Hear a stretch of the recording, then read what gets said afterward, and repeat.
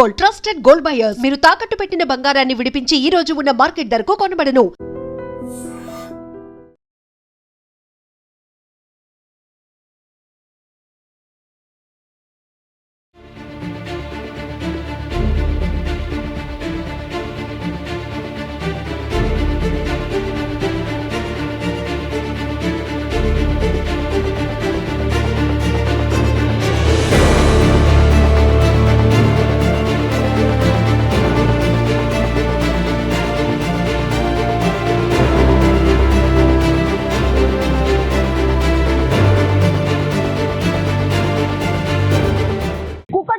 అత్యంత దారుణమైనటువంటి ఘటన జరిగింది. యాక్చువల్లీ 10 ఏళ్ల అమ్మాయి పేరు వచ్చి సహస్ర.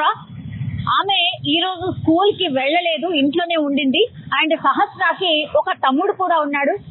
ఆ తమ్ముడు స్కూల్ కి వెళ్ళినటువంటి సందర్భంలో వాళ్ళ తండ్రి ఆ అబ్బాయికి టిఫిన్ బాక్స్ ఇవ్వడానికని ఇంటికి రాగానే ఈ అమ్మాయి ఎవరైతే ఉన్నారో బెడ్ పైన పూర్తిగా రక్తపు మడుగులో కత్తి పోట్లతో పడి ఉండడాన్ని చూసి షాక్ అయిపోయినటువంటి సిచ్యువేషన్ అయితే కనిపించింది.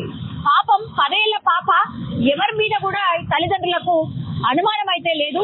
ఇద్దరు కూడా ప్రైవేట్ ఉద్యోగులు కావడం, దగ్గరలోనే ల్యాబ్ టెక్నీషియన్ గా ఇప్పుడు ఈ సహస్ర పాప ఎవరైతే చనిపోయిందో పాప వాళ్ళ అమ్మ ల్యాబ్ టెక్నీషియన్ గా పనిచేస్తోంది.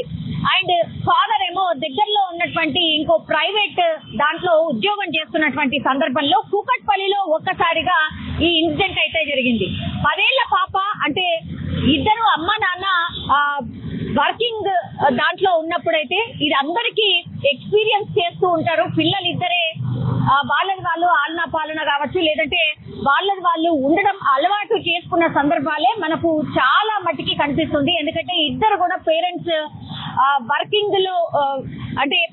వర్కింగ్ పేరెంట్స్ ఉన్నప్పుడు మాత్రం ఇట్లాంటి సిచ్యువేషన్ ప్రతి పేరెంట్ కూడా ఫేస్ చేస్తున్నటువంటి సిచ్యువేషన్. అట్లాంటిది ఈ రోజు కూకట్పల్లిలో మధ్యాహ్నం 1:10 ప్రాంతంలో తండ్రి పాప దగ్గర అంటే ఇంటికి రావడం, ఇంటికి వచ్చి ఈ బాబు ఎవరైతే ఉన్నారో ఆ బాబుకి టిఫిన్ బాక్స్ ఇవ్వడానికని ఇంటికి వచ్చి ప్యాక్ చేద్దాము అన్న సందర్భంలో ఒక్కసారిగా వాళ్ళ బిడ్డ బెడ్ పైన టోటల్లీ రక్తపు మడుగులో కత్తి పోట్లతో కనిపించడంతో ఒక్కసారిగా ఆందోళన చెందడమే కాకుండా వెంటనే సమాచారం అందించాడు. చుట్టుపక్కల వాళ్ళకు కూడా ఎవరినన్నా చూసారా, నా బిడ్డని ఇట్లా చంపేశారు, ఎవరు చంపేశారు ఏంటి అని బోర్న విలిపించడం చూసాం. అట్లాగే వాళ్ళ మదర్ కి వెంటనే ఇన్ఫర్మేషన్ రావడంతో ఒక్కసారిగా చుట్టుపక్కల వాళ్ళు అందరూ కూడా అక్కడికి రావడం, ఆ తర్వాత అత్యంత దారుణంగా అంత చిన్న పాపను ఎవరు చంపారు అనే కోణంలో ఇప్పుడు పోలీసులు అయితే విచారణ చేస్తున్న సిచ్యువేషన్ అయితే కనిపిస్తోంది. సహస్ర పేరెంట్స్ పేరు వచ్చేసి రేణుక, అలాగే కృష్ణ. వీళ్ళిద్దరు కూడా వర్కింగ్ పేరెంట్స్ కావడంతో పాప ఈ రోజు స్కూల్ కి సెలవు ఉండడంతో ఇంట్లోనే ఉండిపోయినటువంటి పరిస్థితి. ఆమె ఆడుకుంటుందో లేకపోతే పడుకుందో తినిందో ఈ టైంలో ఏం చేస్తుందో అన్న థాట్ తోని వాళ్ళ నాన్న ఇంటికి వెళ్లి చూసేసరికి పూర్తిగా రక్తపు మడుగులో పడి ఉండడం, డోర్లన్నీ ఓపెన్ అయి ఉండడం, ఇదంతా గమనించిన తర్వాత గట్టిగా కేకలు వేస్తూ వాళ్ళ నాన్న బయటికి పరుగులు తీశాడు. చుట్టుపక్కల వాళ్ళందరూ కూడా వచ్చి ఏం జరిగింది ఏంటి అని చూసేసరికి పూర్తిగా పాప రక్తపు మడుగులో పడి ఉన్న పరిస్థితి.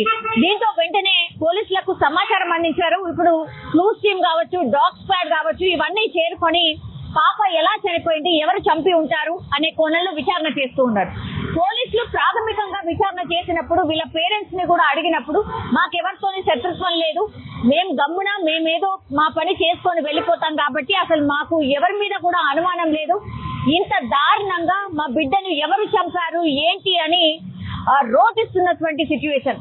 బతకడానికని ఇక్కడికి వచ్చాం, కేవలం 2 ఏళ్ళు మాత్రమే అవుతోంది, మా పిల్లల్ని మేము చూసుకుంటూ మా బతికేదు మేము బతుకుతున్న సందర్భంలో ఒక్కసారిగా నా బిడ్డ మీద ఇంత కోపం పెట్టుకున్న వాళ్ళు ఎవరు, ఇంత దారుణంగా చంపడానికి గల కారణం ఏంటి అని అంటూ వాళ్ళ తల్లిదండ్రులు రోధిస్తున్నటువంటి సిచ్యువేషన్ అయితే కనిపిస్తోంది. కూకట్పల్లిలో ఒక్కసారిగా ఈ సంఘటన జరగడంతో చుట్టుపక్కల వాళ్ళు కూడా భయాందోళనకు గురవుతున్నారు. ఎందుకంటే డే టైంలో 1:10 ప్రాంతంలో ఈ ఇన్సిడెంట్ జరిగినట్టు చెప్తున్నారు.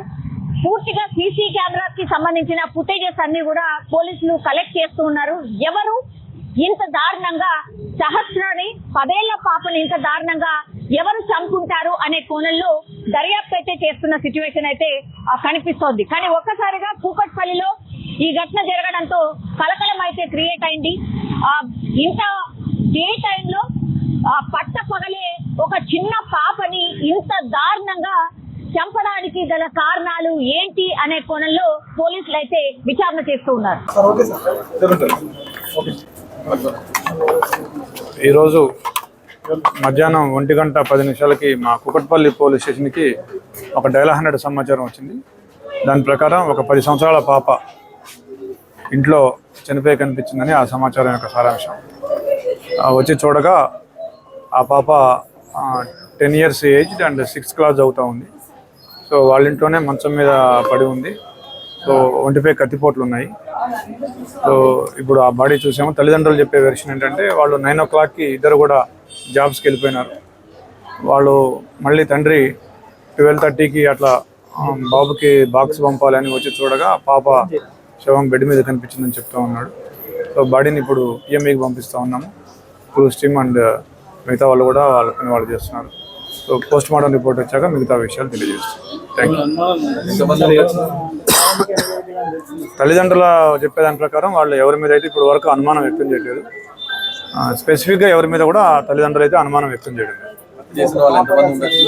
ఇంకా తెలియదు. VR verify. పాప కేంద్రీయ విద్యాలయం చెప్పి 6th క్లాసు హాలిడేస్ ఇచ్చారని చెప్పినారు. వాళ్ళు వచ్చి ఇక్కడికి 2 years అయిందని చెప్తున్నారు. Thank you.